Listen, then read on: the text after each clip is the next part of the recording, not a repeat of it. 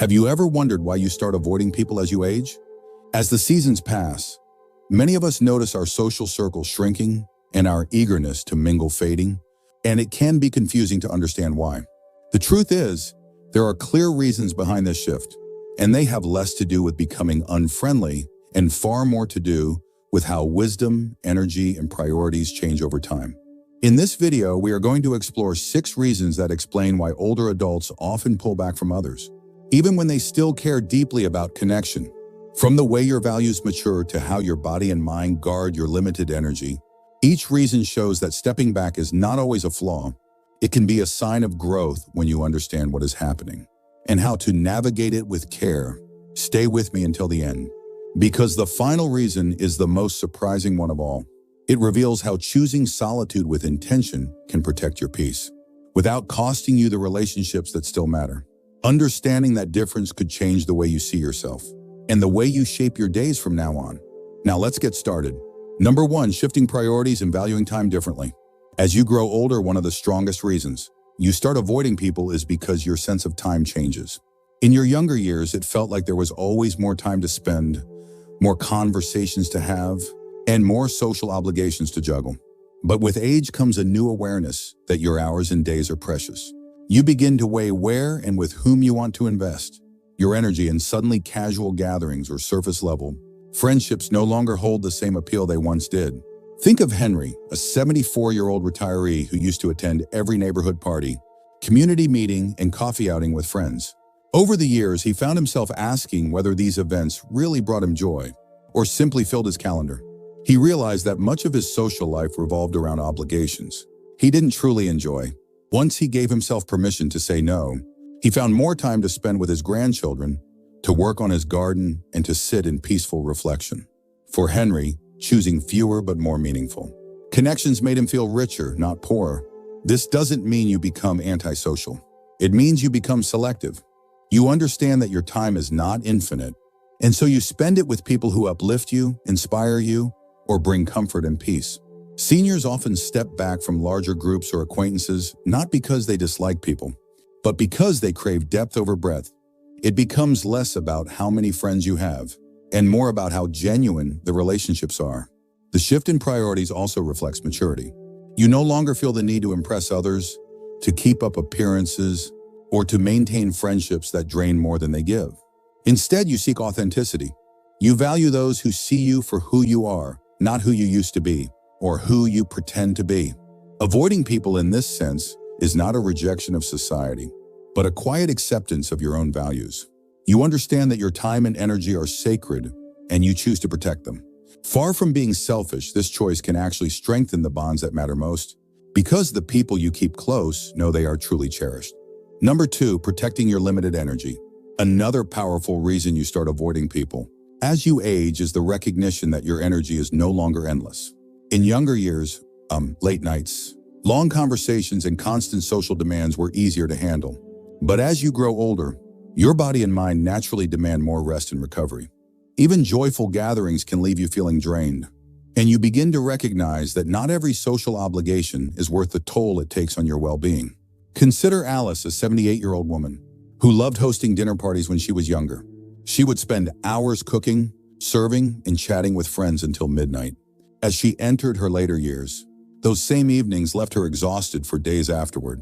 At first, she felt guilty for pulling back, but eventually she understood that conserving her energy was an act of self-care, not selfishness. She chose smaller gatherings, earlier visits, and quiet afternoons, with 1 or 2 close friends instead of large crowds.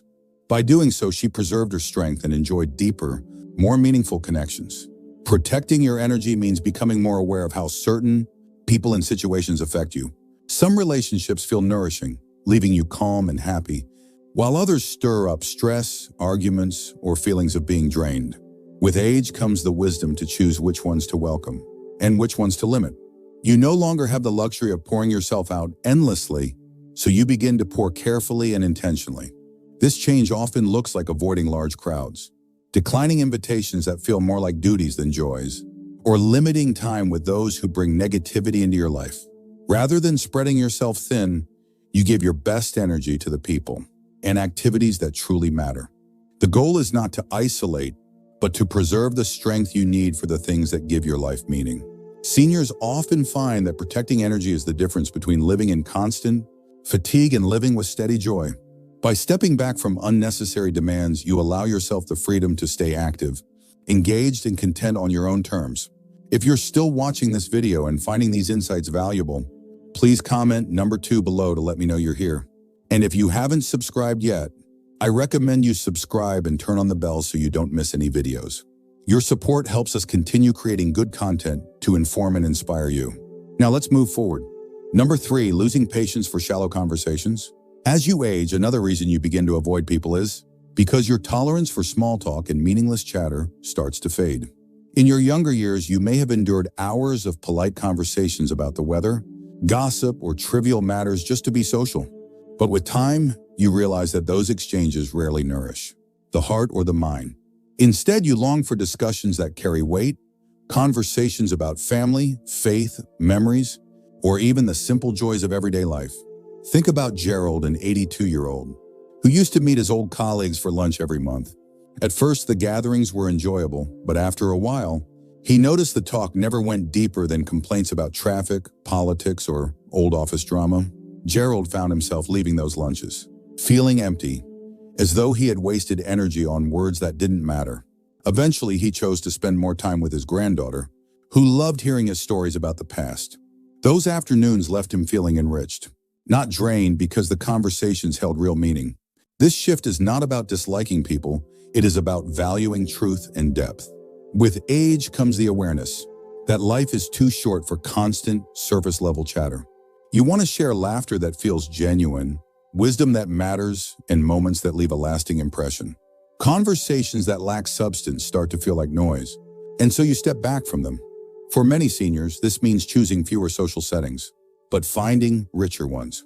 It might be talking with an old friend about shared memories, mentoring a younger person, or simply sitting quietly with someone who listens. These connections bring more satisfaction than any number of shallow interactions ever could. Avoiding people in this way does not mean you are cold or unfriendly. It means you have discovered the power of meaningful communication. You understand that every word and every moment counts. By walking away from empty exchanges, you make room for the kind of conversations that give your later years depth, dignity, and joy. Number 4, guarding yourself from disappointment and loss. As the years go by, another reason you begin to avoid people is the deep awareness of how fragile relationships can be. You have lived long enough to see friends move away, grow distant, or pass on.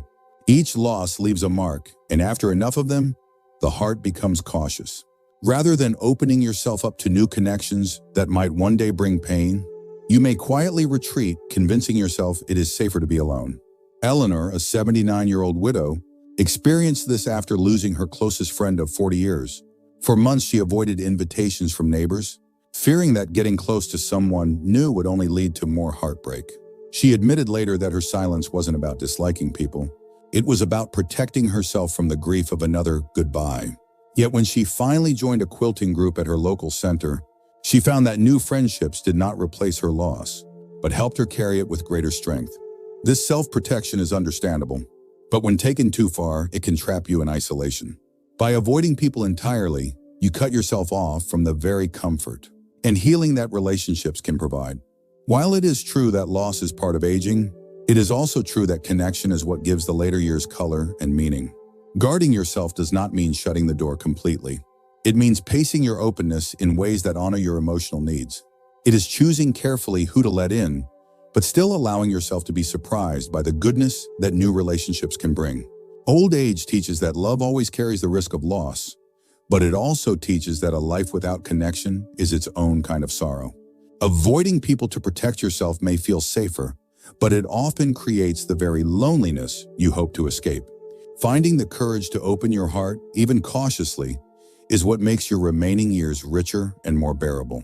If you're still watching this video and finding these insights valuable, please comment number 4 below to let me know you're here. And if you haven't subscribed yet, I recommend you subscribe and turn on the bell so you don't miss any videos.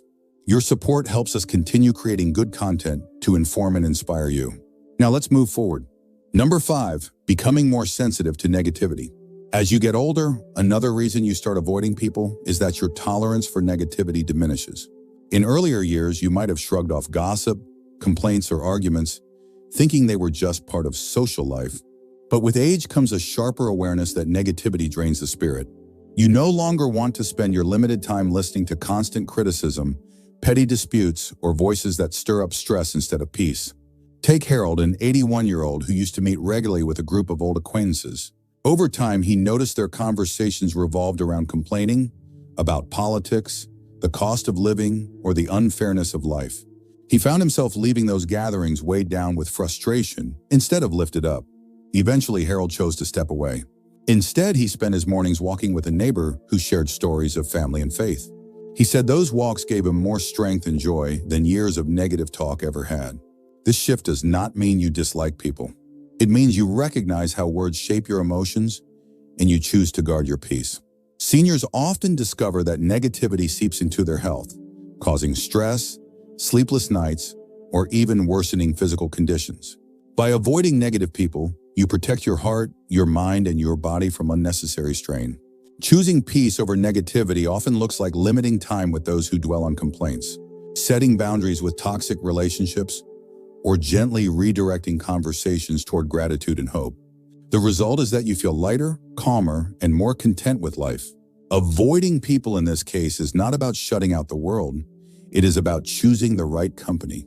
You learn that joy is not found in endless debates or shared complaints, but in conversations that nurture kindness, laughter, and encouragement. By stepping away from negativity, you make space for the kind of connections that fill your days with calm rather than chaos. Number 6, discovering peace in solitude. The final reason many seniors begin to avoid people is the simple truth that solitude becomes more precious with age. In earlier decades, life often revolved around constant interaction, raising children, working alongside colleagues, keeping up with neighbors and friends. But as those responsibilities lessen, you may find a new comfort in quiet mornings, reflective evenings, and the steady rhythm of your own company. Solitude stops feeling like loneliness and starts feeling like peace. Take Martha, an 83-year-old who spent most of her life in a bustling household. After her children grew up and her husband passed away, she was surprised to find she didn't always crave company. She began enjoying her daily routines, sipping tea by the window, reading books she had put off for years, or tending her garden. Martha said she felt closer to herself than ever before.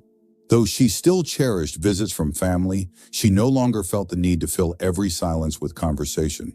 Solitude in old age is not about rejecting people, but about discovering balance.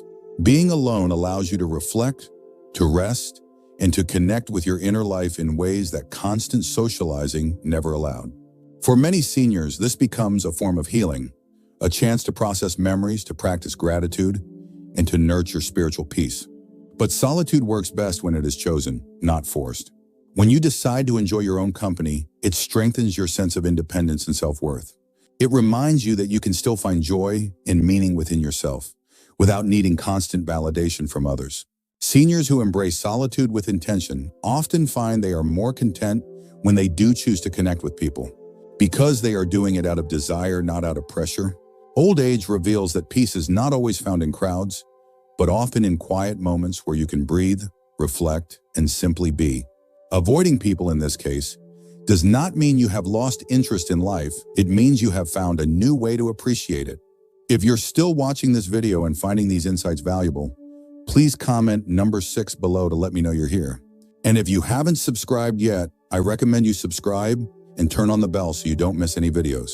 Your support helps us continue creating good content to inform and inspire you. Now let's move forward. Final thoughts. Aging changes the way we see the world, and it certainly changes the way we relate to people. What once felt necessary, large gatherings, constant phone calls, or always being available, may no longer feel as important. Instead, we begin to value our time, protect our energy, and choose relationships that truly nourish us. This does not mean we are becoming cold or distant. It means we are becoming wiser about how we spend the years ahead. Every reason we explored today, whether it was the need to protect emotional well-being, the shift in priorities, or the discovery of peace and solitude, points to the same truth: with age comes clarity. You realize you no longer need to chase approval or stretch yourself thin. You begin to live life on your own terms, and that is something to be proud of. But let me remind you of this. While it is natural to step back from certain connections, it is also important to hold on to the bonds that matter most. A good friend, a caring neighbor, or a loving family member can make all the difference in your later years. Avoiding people for the sake of peace should never mean isolating yourself completely. Balance is the key. So if you sometimes find yourself avoiding people more than you used to, take it as a sign of growth rather than loss. You are not withdrawing from life, you are curating it. You are choosing to fill your days with meaning, comfort, and people who add light to your journey. And that, my friend, is one of the greatest freedoms that aging brings. Thank you for joining us today. We'd love to hear from you. Leave a comment below and share one thing you learned today and how you plan to use it in your life. Your thoughts are important to us, so don't hesitate to share them. Reading your comments gives us great motivation and encouragement. If you enjoyed this video and found it helpful, please like, subscribe, and share. Your support helps us continue creating good content to inform and inspire you. Thanks for watching, and we look forward to seeing you in the next video.